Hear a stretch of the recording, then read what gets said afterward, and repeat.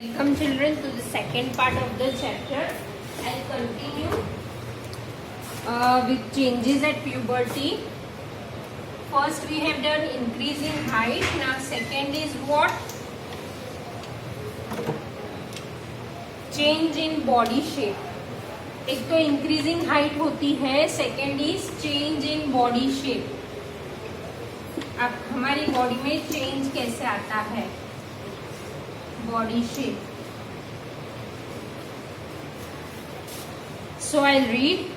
Have you noticed that boys in your class have broader shoulder and wider chest than boys in junior class? Yes. Junior class के जो बच्चे हैं वो छोटे होते हैं, उनके शोल्डर और चेस्ट इतनी ब्रॉड नहीं होती जितने 9-10 के बच्चों की होती है. Okay, this is because they have entered the age of puberty when shoulders generally broaden as a result of growth. Girls में the region below the waist मतलब हिप्स का पार्ट बढ़ जाता है, becomes wider. In boys the muscles of the body grow more prominently than in girls. More prominently में strongly girls का होता है, बॉयज का होता है गर्ल्स से.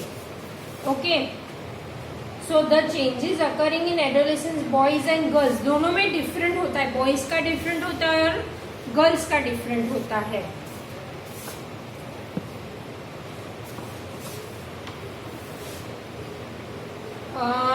Voice change. Now third is what? Voice में चेंज आ जाता है. जैसे कि जनरली बॉयज में ये दिखता है कि 9-10 में जब वो आ जाते हैं तो उनकी आवाज थोड़ी वाइड, बहुत ही थिक हो जाती है, होर्श हो जाती है, जैसे बोले जाडो आवाज ऐसी. So did you notice that sometimes the voice of some of the boys in your class cracks at puberty? The voice box और लेरिंग्स. वॉइस बॉक्स को लेरिंग्स भी कहा गया है. वॉइस बॉक्स मतलब दिस.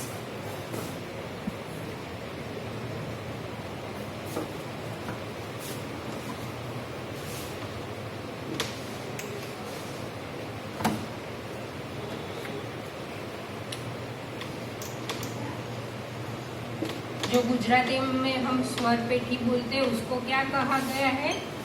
लेरिंग्स. ओके, तो उनका ये ब्रॉड हो जाता है बॉयज में. Did you notice that sometimes the voice of some of the boys in your class cracks at puberty? The voice box और the larynx begins to grow. Boys develop larger voice box. Boys को generally ये जो होता है वो girls से, women से बड़ा होता है. The growing voice box in boys can be seen protruding part through the throat. यहाँ ये जो होता है उनका बाहर निकला हुआ होता है of the throat, which is called Adam's apple. Protruding part जो है उसको Adam's apple कहा गया है. Protruding part मतलब जो बाहर दिखता है. पार्ट इन बॉयज और मेल. मेल और बॉयज में ये जनरल दिखता है. दैट इज कॉल्ड, नहीं दिखता ना, wait I write about.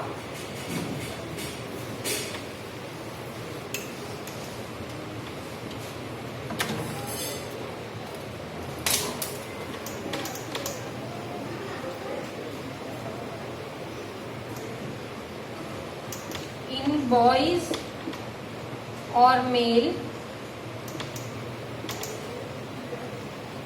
is what? Adam's apple कहा जाता है. Okay,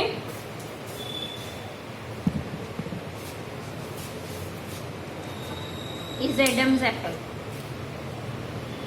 See, you can see in this picture. This is protruding part. इसको Adam's apple कहा जाता है. ये जनरली मेल एंड बॉयज में ज्यादातर होता है. In girls, the larynx is hardly visible from the outside because of its small size. Women और girls में होता है लेकिन वो small size में होता है. Generally, girls have a high pitched voice मतलब पतली आवाज. Generally, girls have a high pitched voice whereas boys have a deep voice. Boys की होर्स, जाडी आवाज होती है। In adolescent boys sometimes the muscles of the growing voice box go out of control and the voice becomes hoarse, मतलब उनका एकदम rough आवाज हो जाता है। दिस स्टेट में रिमेन फॉर फ्यू डेज और वीक, फिर वो बैक टू नॉर्मल हो जाता है। Okay, see again I repeat, ये एडम्स एप्पल है जो मेल और बॉयज में होते हैं, फीमेल्स में और गर्ल्स में होते हैं, लेकिन दिखते नहीं है, बहुत छोटे होते हैं। मेल और बॉयज में ऐसे बाहर दिखते हैं, किसी किसी का बहुत बड़ा होता है, किसी किसी का छोटा, it depends upon their body. Now another is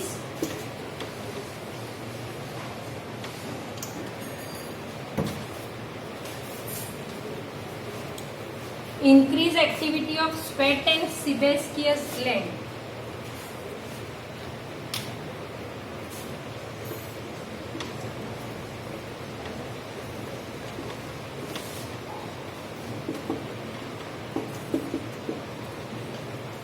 sweat मतलब जो हमको पसीना होता है वो, एंड सीबेसियस ग्लैंड मतलब जो ऑयली स्किन हो जाती है, पिंपल्स वगैरह होता है वो।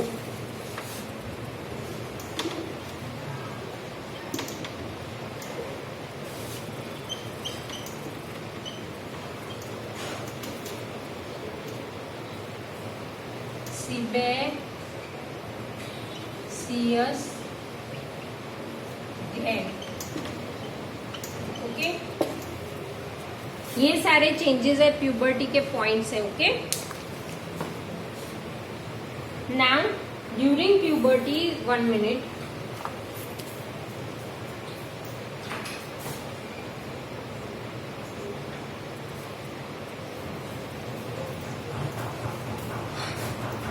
sorry, during puberty the secretion of sweat glands and sebaceous gland, sebaceous gland is oil glands, जो आपकी ऑयली स्किन होती है ना, सो oil glands,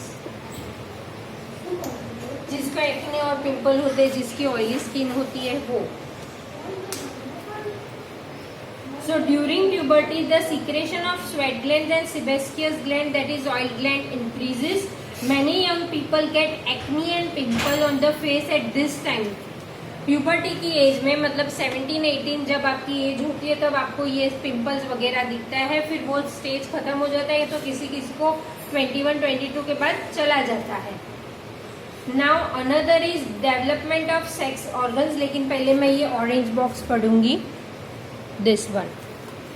A few glands such as sweat glands, oil glands and salivary glands, salivary जो हमारे मुंह में से सलाइवा रिलीज करता है, their secretion, secretion मतलब to release,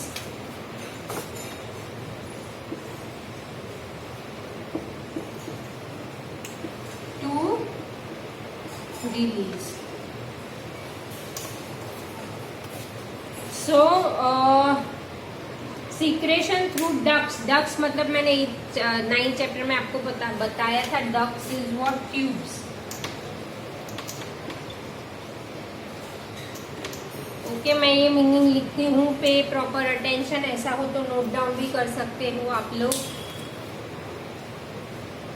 endocrine glands release hormones directly in the blood stream. Endocrine करके glands आते हैं जिसमें ट्यूब्स नहीं होती, वो उसके बारे में हम आगे ये चैप्टर में पढ़ेंगे, लेकिन ये जो है वो हार्मोन्स रिलीज करते हैं सीधा ब्लड में। So they are termed as ductless gland. उसमें डक्ट्स मतलब ट्यूब्स नहीं होती, वो डायरेक्टली रिलीज कर सकते हैं, इसलिए उनको डक्टलेस ग्लैंड कहा गया है। Now here I will read development of sex organs.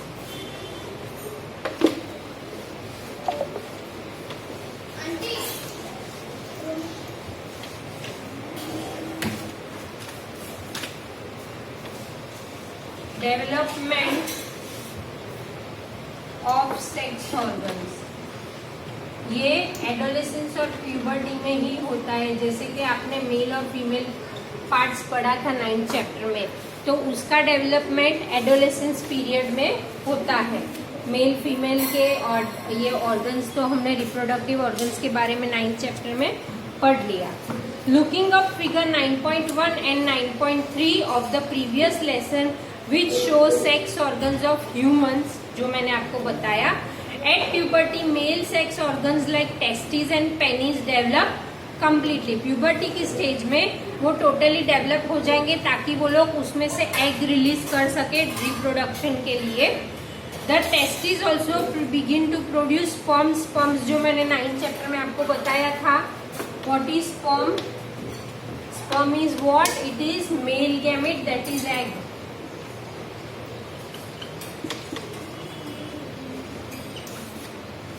Gamete को क्या कहा जाता है? एग. ओके, ये मैं क्यों बार बार लिखती हूँ ताकि आपको याद रहे. The testes also begin to produce sperms. In girls, the ovary is enlarged and eggs begins to mature. जैसे मैंने आपको बताया था, एग फीमेल में ओवरीज में बनते हैं और मेल में टेस्टिस में बनते हैं. Also, ovary starts releasing mature eggs. Now, last part is reaching mental, intellectual and emotional maturity. ये अच्छे से आप लोग समझना.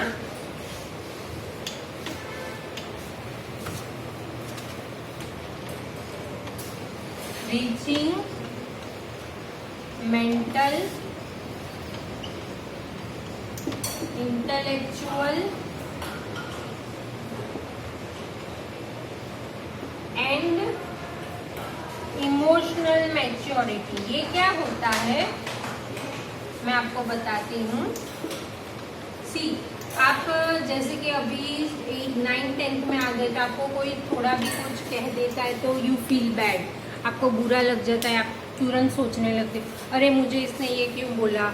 आप बहुत सैड हो जाते हो. किसी ने आपको सबके सामने डांट दिया तो आपको बहुत ही इंसल्टिंग फील होता है.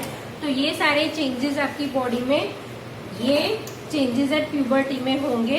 रीचिंग मेंटल मतलब आप मेंटली डिस्टर्ब हो सकते हो. इंटेलेक्चुअल मतलब आपकी जो थिंकिंग कैपेसिटी है वो ये स्टेज में बढ़ जाती है और आप बहुत सारे इमोशंस भी हो जाते हैं. और जैसे आप बड़े होते हो तो आपको पता चलता है कि आपके इमोशंस क्या है, मम्मी से पापा से आप किससे अटैच हो, क्या है, फैमिली क्या होती है, वो सब आपको ये स्टेज में पता चलेगा. I read on it.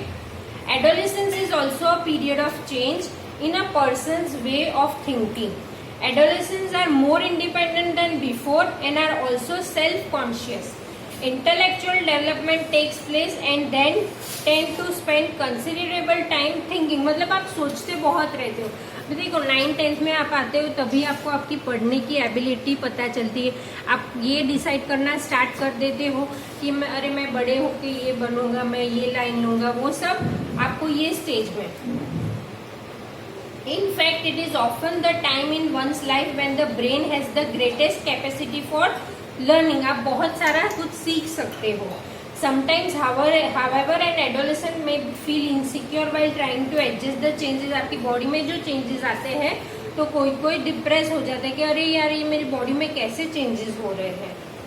But as adolescent learners, you should know that there is no reason to feel insecure. जो आपके साथ हो रहा है वो पूरे वर्ल्ड में हर एक के साथ होता है. हर एक की बॉडी में ये चेंजेस तो आते ही रहते हैं.